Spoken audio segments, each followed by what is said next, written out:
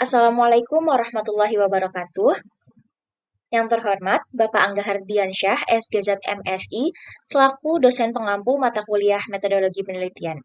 Pada kesempatan ini, saya akan mempresentasikan proposal penelitian saya yang berjudul Analisis Kandungan Protein dan Kalsium pada Bakso Tulang Ikan Bandeng Terfortifikasi Daun Kelor untuk Pertumbuhan Anak.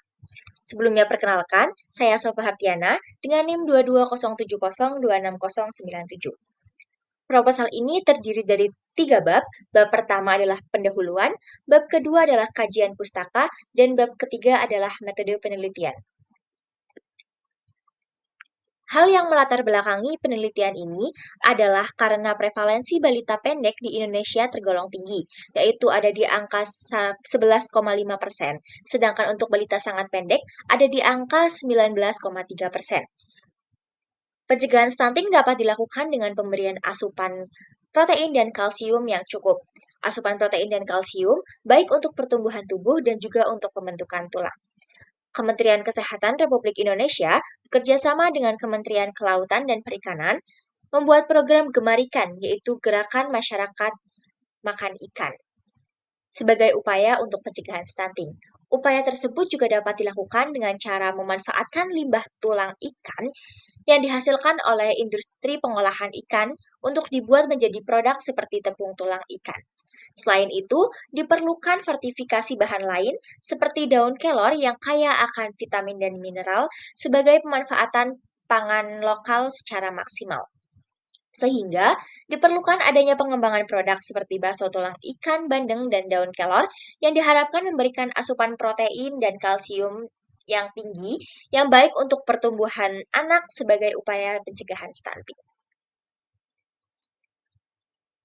Rumusan masalah dari penelitian ini yaitu bagaimana hasil analisis kandungan protein dan kalsium pada bakso tulang ikan bandeng terfortifikasi daun kelor dengan formula terbaik dengan tujuan yang pertama, untuk mengetahui hasil analisis kandungan protein pada bakso tulang ikan bandeng terfortifikasi daun kelor. Yang kedua, untuk mengetahui hasil analisis kandungan kalsium pada bakso tulang ikan bandeng terfortifikasi daun kelor. Dan yang terakhir, untuk mengetahui formulasi terbaik pada bakso tulang ikan bandeng terfortifikasi daun kelor. Penelitian ini juga diharapkan memberikan manfaat bagi banyak kalangan. Yang pertama, bagi peneliti yang dapat menambah pengetahuan bagaimana menganalisis kandungan protein dan kalsium dalam bakso tulang ikan bandeng terfortifikasi daun kelor yang baik untuk pertumbuhan juga dapat dijadikan sumber referensi untuk penelitian selanjutnya. Sedangkan bagi masyarakat, diharapkan produk ini memberikan inovasi produk yang disukai berbagai macam kalangan dengan memanfaatkan limbah tulang ikan bandeng yang kemudian difortifikasi dengan daun kelor yang memberikan manfaat bagi pertumbuhan sehingga dapat membantu permasalahan gizi khususnya stunting di Indonesia.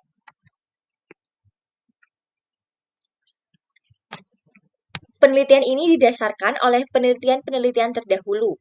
Yang pertama, yang dilakukan oleh Mukaromah et al. Pada tahun 2021 yang berjudul Substitusi Daun Kelor pada Tulang Ikan Bandeng terhadap Evaluasi Sensori dan Kandungan Gizi Mie Instan. Penelitian tersebut menunjukkan adanya pengaruh substitusi daun kelor dan tulang ikan bandeng terhadap evaluasi sensori dan kandungan gizi pada mie instan. Penelitian kedua yang dilakukan oleh Fitri et al. Pada tahun 2016 yang berjudul penggunaan daging dan tulang ikan bandeng pada stik ikan sebagai makanan ringan berkalsium dan berprotein tinggi.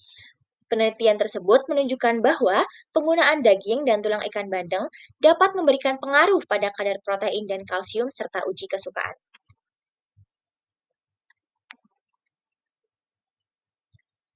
Memasuki bab kedua yaitu kajian pustaka, stunting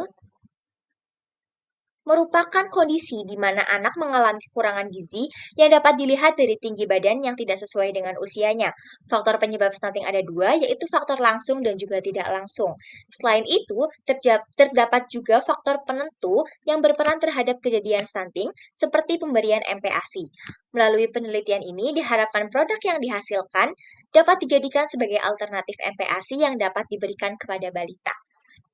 Kajian pustaka yang kedua, yaitu tulang ikan bandeng, merupakan permasalahan limbah terbesar dalam industri pengolahan ikan, karena hampir setiap harinya dihasilkan 5,4 ton tulang ikan bandeng. Menurut Imro et al. Pada tahun 2019, tepung tulang ikan bandeng memiliki kandungan kalsium dan proksimat yang tinggi, sehingga dapat dimanfaatkan dan diolah menjadi produk pangan agar tidak terus mencemari lingkungan.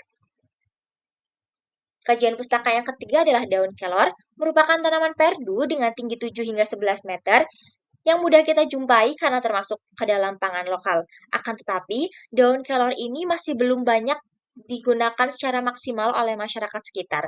Padahal, sejak tahun 2010, WHO telah menetapkan kelor sebagai makanan yang kaya akan nutrisi sebagai alternatif untuk mengatasi malnutrisi.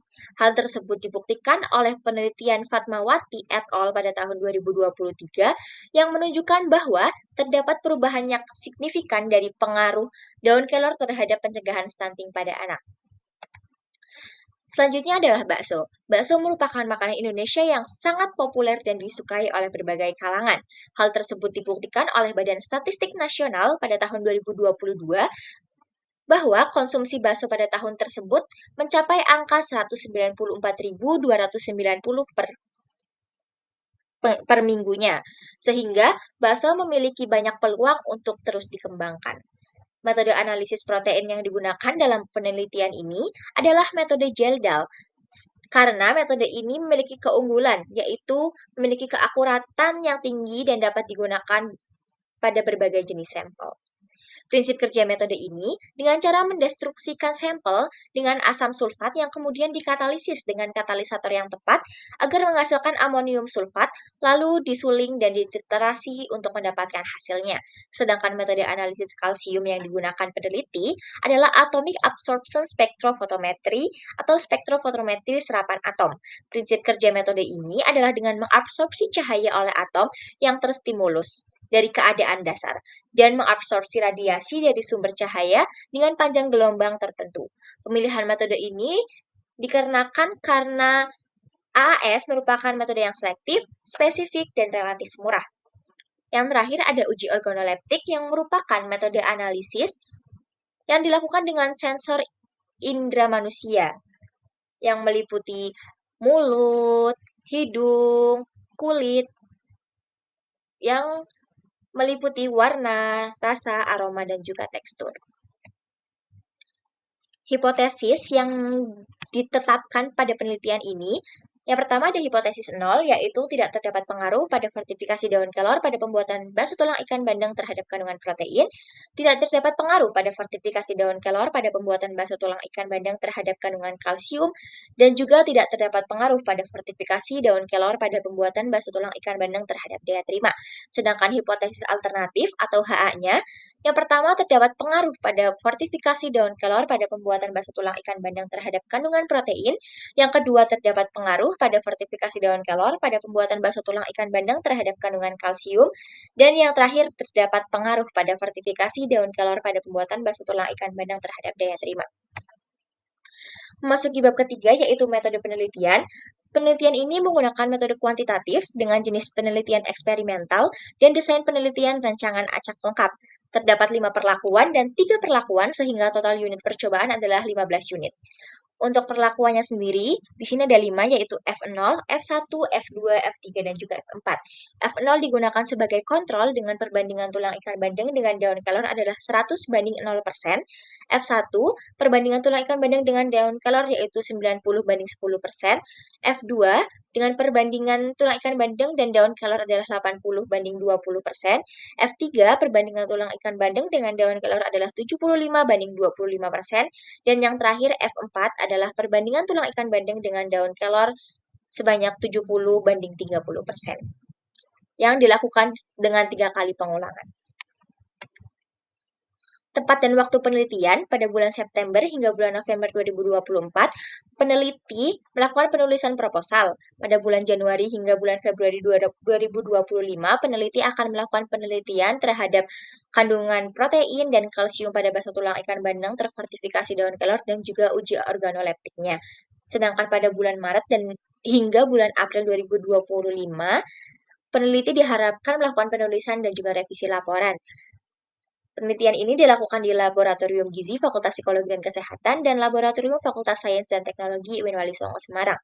Populasi pada penelitian ini adalah seluruh formulasi tepung tulang ikan bandeng terfortifikasi daun kelor pada bakso dan keseluruhan dari jumlah panelis. Sedangkan sampel dari penelitian ini adalah hasil dari uji organoleptik berupa formulasi terbaik dari bakso tulang ikan bandeng terfortifikasi daun kelor dan juga panelis tak terlatih berjumlah 30 panelis.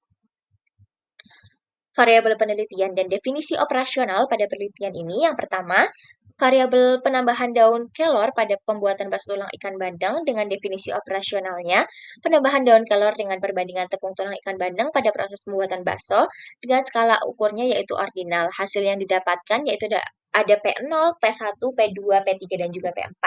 Variabel kedua ada uji organoleptik yang dilakukan bertujuan agar dapat mengetahui daya terima terhadap produk bakso tulang ikan bandeng terfortifikasi daun kelor yang meliputi uji aroma, tekstur, rasa, dan juga warna. Skala ukur yang digunakan adalah ordinal, hasil yang didapatkan adalah berupa angka 1 hingga 4, yang berarti 1 sangat tidak suka, 2 tidak suka, 3 suka, dan 4 sangat suka. Variabel ketiga ada uji kandungan protein dengan definisi operasional. Uji kandungan protein menggunakan metode Geldal dengan skala ukurnya adalah rasio yang dinyatakan dalam satuan miligram. Yang terakhir adalah uji kandungan kalsium dengan definisi operasionalnya yaitu uji kandungan kalsium menggunakan metode spektrofotometri serapan atom.